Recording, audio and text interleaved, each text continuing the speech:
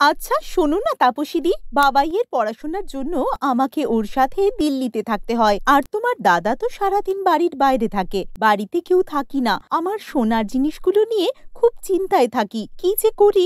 আহা, এতে এত চিন্তা করার কি আছে? তুমি রায়গঞ্জ সেন্ট্রাল কোঅপারেটিভ ব্যাংকের লকারে তোমার গয়নাগুলো নিশ্চিন্তে রাখতে পারবে।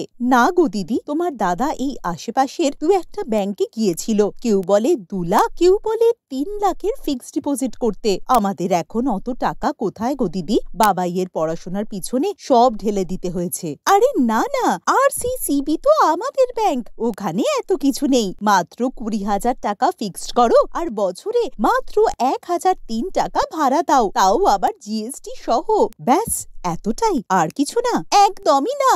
আপনারাও যদি আপনাদের মূল্যবান সোনার জিনিসগুলি নিরাপদ স্থানে রাখতে চান, তাহলে আজই যোগাযোগ করুন আপনাদের নিকটবর্তী রায়গঞ্জ সেন্ট্রাল কোঅপারেটিভ ব্যাংকের যে কোনো শাখায়।